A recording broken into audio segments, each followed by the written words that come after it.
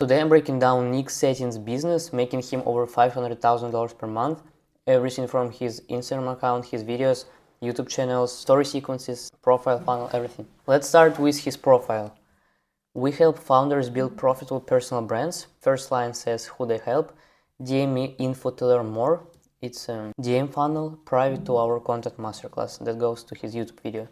Right, so here, as I can see, the first line tells us that he works even with the beginners, right? Because before, a year ago, I remember he had a bio where he was targeting only people who make over 10K a month, helping them to scale over 50, 100K per month, right? When now he works even with beginners. Then he has tons of highlights with client results, which builds a lot of trust because, as you know, like when people see that you help someone else, they will obviously trust you more. Then he has one pinned reel and tons of lifestyle carousels.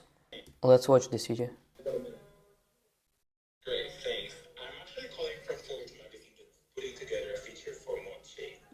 The reason why he pinned this exact video is because, as you probably know, not many people in InfoSpace were featured in Forbes, so he's one of a couple of people, which creates insane trust. This is something that he can use as his leverage, right? That he was featured in Forbes, right? He also has a carousel. Here's the picture of him on the Forbes magazine, right? Which builds a lot of trust. It kind of verifies him. So here he has tons of lifestyle carousels, and one thing that I can tell you about his pictures is that on all of these photos he didn't ask somebody to take a picture of him. He was just living his life, chilling while being captured, right? And this is very important because when you don't intentionally ask somebody to take a picture of you, it creates a lot of authority. I have a bad example of carousels. For example, here, as you can see, he looks at the camera. People can see that he asked somebody to take a picture of him, right? And when you ask somebody, people start thinking that you're trying to flex, right? Which lowers your authority, of course. It's fine, but it's still way, way better when you do it this way. And usually, Nick Satin, for example, he sells to rich people, right? He can sell to beginners, but these people probably make a couple $1,000s per month because his offer is like 12, 15K. But still, it doesn't mean that you can show your life. You can show it, but very strategically. When you sell to other info guys, it's better to show something that they want to be after they scale, right? Let's say they make 5K months, they don't travel much, they sit at home and just work all day, and you show them you make 50K a month or 100K a month, and you're just chilling in different places in Europe, in fucking, I don't know, in Greece, whatever. These carousels show where these people want to be, and you basically sell them on that. Okay, let's now take a look at his content. Every single time somebody watches your story, it increases the conversion potential by 1%. 100% is they'll become a customer. Here, as you can see, he doesn't intentionally record this video, which he names a non-documented content, right? This is basically where you clip short clips from long-form videos, right? So let's say he had a meeting with his client where he explained him something, he made a YouTube video out of it, and from this YouTube video, he found best moments that he turned into short form, like here. You're either in a small market right now, right? Or here. Every single time you build or you have a story sequence. Well, first of all, it saves a lot of time because you don't need to spend almost any time on short form videos. Like, you don't intentionally record short form anymore. You just build a system around long form where you can, as I said, clip short clips from it, right? The same thing as interviews. For example, you were on some interview where you can clip some moments and just post it. So, well, it saves a lot of time as well as it builds way, way more trust, because when people see that you didn't intentionally record this video, you just, talk with somebody else, or you're on some conference or whatever on a call, it gives this raw feeling which builds a lot of trust. So it doesn't only save time, it also can play in your favor. Also, what I noticed in his content is that before, like a year ago, he was posting super niche down content, targeting people who make usually over 10K a month, helping them to make over 50, 100K per month, right? As I said before, when now he targets almost everybody. For example, the best way to charge is $4,000 for the do-it-yourself, $8,000 for So here he just shows how you should price your offer. He shows 4K, 8K, 10K, right? So which automatically attracts people who charge around the same price, which means that these people are not beginners. They usually make a lot of money already, right? And this is how he was able to target a specific audience, right? When now, as you can see, Your content doesn't work because you treat it like a fucking taxpayer to do it. here he targets every single person who posts content. It can be people who make a lot of money or don't make any money. Here as well. Something about marketing that really Here he talks about marketing, which is super broad topic, and it can attract almost everybody, like even people who don't have a business, you know. So that's why he was able to get so much followers recently, right? Because before, like for years, he had less than 50K followers, right? And now he suddenly bumped, he has almost 200,000 followers, all because he started to post broad content and selling to beginners. Because before, a year ago, right, when he was targeting small amount of people, he was making $100,000-$200,000 per month, when now he's making 500,000-600,000. Nick Satin says that he invented two things, which is a profile funnel and story sequences. What I personally think that these things are just names, right? The profile funnel is basically your profile, right? Your profile picture, your bio, your link, you get people to highlights, pinned posts, everything, right? This is the profile funnel. Every single person, I guess, have this. You know, somebody doesn't have it set up properly, and this is what he helps with his offer, right?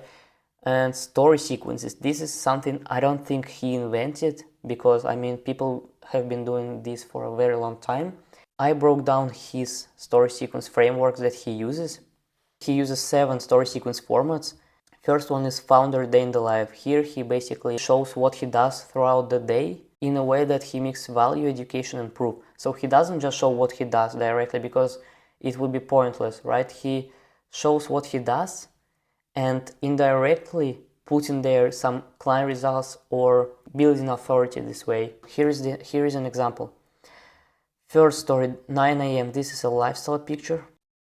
10 a.m. I started my morning by recording a testimonial with my client Jade, who has been with us for 6 months. She's made over 350K profit since then.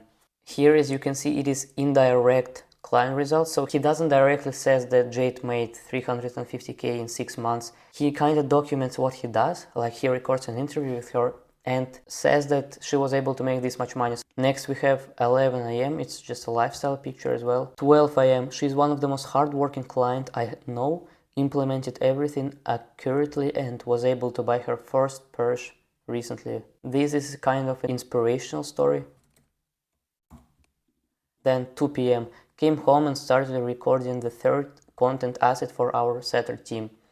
Here he shows behind the scenes process, like what he does in his business, which he doesn't really show much in his content. 4 p.m. Took a break, went to the gym and started preparing for a big evening. This is a personal story, obviously. This is obviously a personal story.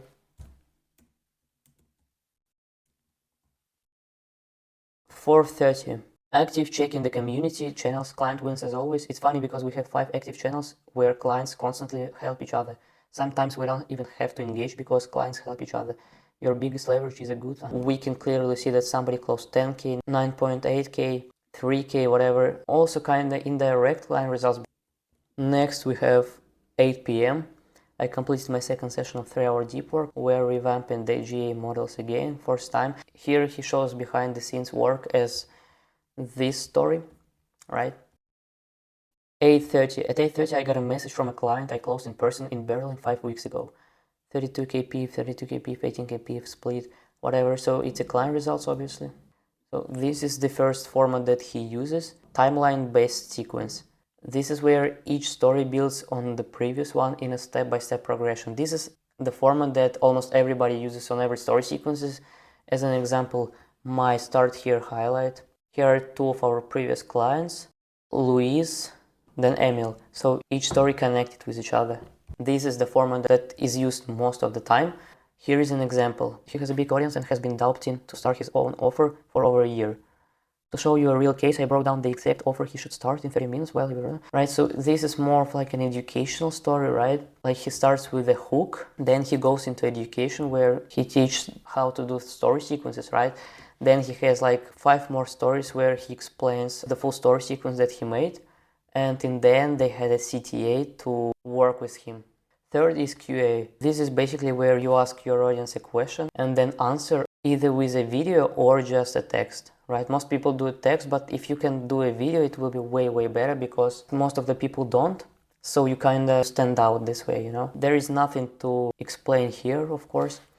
4 is client results stacking. This is basically where you just show tons of client results, but it's structured in a way where it first lifestyle story, then educational, and then it shows client results. And the reason why we don't just show client results directly is because we want as much people as we can to see this story. So that's why we start with a lifestyle picture that hooks people. Then we go to your own results, and at the same time you educate people. Then you just show client results. That's it. 5 is no structure random day story sequences.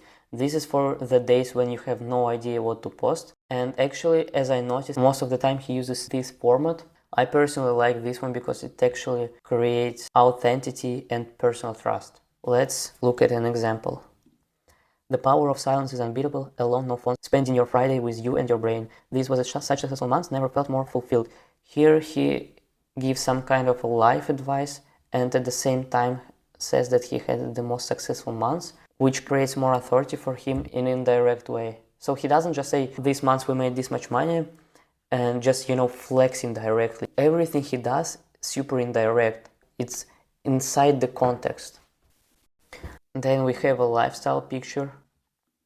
Then this is some kind of a music he listens to. I'm not sure what this is, but I would say a personal story. Then he shows a screenshot from his Discord community with a client result. And here he shows his own results. Okay, 6 is story launch. This is essentially like a mini webinar inside your stories designed to sell something directly. This is structured in a way where you first have a hook that hooks people. Then it's purely education for the next couple of stories, right? I would say for the next 3 stories. Education in a way where you kind of position this education as some unique mechanism that you use for your clients and it works. Here it's usually a CTA and here is a CTA with urgency this time. I honestly don't have an example of one story launch sequence, but this is how it usually looks like. 7 is lifestyle, where you don't show anything except pictures of yourself doing something, right? So it's purely lifestyle, without any client results, your own results, without any text on the screen. This is a kind of rest day, and the reason why you should do it is because you're not a robot at the end of the day. People buy into you, right? Most of the time. The 80-20 rule, this is what Nick Satin sticks to. 80% expert business content and 20% just being a human being. Builds personal bonding and real interaction with your audience. With story sequences, that's it. Okay, let's go to his YouTube channels. Here he gets people to his 2-hour content masterclass, 9.7k views. Has a link to work with him in the captions, of course. This is his main YouTube channel, Nick Satin. 20,000 subscribers. We help founders build personal brand. Here he posts tons of educational content, literally months of content, and not just education where you just explain some topic. It's usually where he interacts with his clients. That means that he meets his clients in real life. If I just scroll here, we can see that before he was making just educational videos. So he posts YouTube videos consistently, right? It's not just like one video that funnels people like here and that's it, right?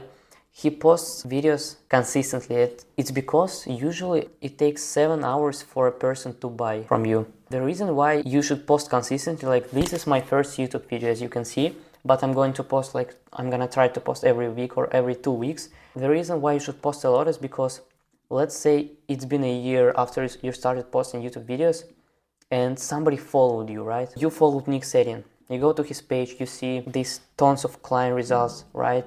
Crazy amount of client results. On all of his content, he's sharing insane value. So people just get addicted to his page, they watch tons of his content and they start trust him more, which gets them closer to work with him. So on his main YouTube channel, he has client meetings where he explains something, he has interviews, master classes, educational videos, everything, right?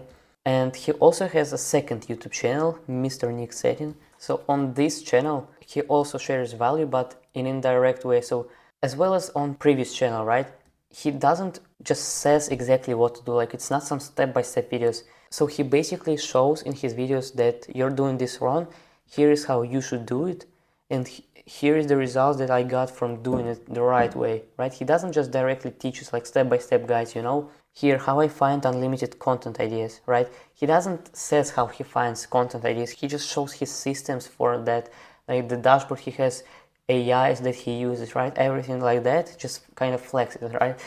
And he doesn't directly teach it. Like out of this video, you probably won't get much info. And the reason why this works, like the reason why you shouldn't make direct educational videos is because after this video, like people can see that he knows what he's doing, like because he just showed his process of making videos and people want to know how, so they go and buy his course, right? Like if he would show the whole process on his video, like people wouldn't even care, like they will just take the value and try it on themselves, right? But actually when he started this channel, it was more of like a philosophical channel, right? Where he was just sharing his ideas in the market, the biggest secret behind every personal brand. So he kind of shares value in raw videos without any editing, right? This is very important. Like he doesn't crop any moments where he stops talking, right? Like I do. Like I crop tons of moments here because I can't speak like him. I do a lot of mistakes when I speak. And like he was making these raw videos, and out of these videos he was making Instagram videos, as you can see. This is what I was talking about before. Non-documented videos. You just make long form videos, and out of these long form videos you make short form. In his captions he offers people to get his personalized brand game plan or to work with him one-on-one. So about his brand game plan, this works super well because it's kind of a personalized lead magnet that he uses, right? Get your free personalized 10 million brand game plan to sell your expertise online at scale. In the end of this document he offers to work with him as well. As you could probably also see that he doesn't do any CTAs on his story sequences, and the reason why he does it is because, first of all, like almost nobody now does CTAs. Like if you don't sell a B2C offer, when you sell to rich people, the CTAs doesn't really work well, except if it's a launch story sequence or a start here highlight. There is a huge difference when people book a call with you after a CTA or without it, because when they book a call with you from your CTA, it's positioned the way that you ask them to book a call with you, right? So, but when they reach out themselves, now it's the way that they want to work with you. There is a very big difference with this, right? And there is way more chances for you to sell when they reach out to you themselves. This was his second YouTube channel. He also had a third one, Grow Acquisition. Right? Here he has client interviews, something similar to what he had on one of his previous pages, right? But here there is no education. Here his clients just tell how did it feel like to work with Nick, right? How was the process? What results did he get them and everything, right? It is very important to do this kind of interviews. It can be on your second channel or even on your main channel, doesn't really matter, but the reason why it's important to do this kind of interviews is because, let's say your ideal customer is somebody who makes less than 5K and you help them to scale to over 20-30K a month. When your ICP sees somebody who was in exact position as they are right now and they got to where they want to be with Nick and explain all this on the interview, it builds way more trust, because people can see themselves in this client who Nick help to scale to, right? This is why it is very important to do this kind of stuff. The same way as, for example, you do outreach to somebody and you had a client that was, let's say, in the same niche or in the same position, and as a follow-up you can send them a client interview or some breakdown where you showed how you help this client, because there is always should be some kind of recognition. What I also noticed is that he doesn't make videos like consistently. There were times when he wasn't making content for over 20 days, and it doesn't really affect much on how much money he makes, as he says, because it's not about posting every day. You can post every single day and not get any clients at all, or you can post a couple of videos per month and consistently get clients, right? It's about posting the right thing. In the end of the video, I'm gonna summarize everything I said. So he posts non-documented Instagram reels to get attention, targeting broad audience. People go to his page, see tons of client results. They go to his YouTube channels where they see months, if not years of content. Then they watch tons of his videos, get nurtured, and then they work with him. Everything with help of story sequences as well. So this is how Nick Sagan's funnel works. I hope you get something out of this video, and if you're a coach and you need somebody to take care of your content, check the link in the description and book a call with us.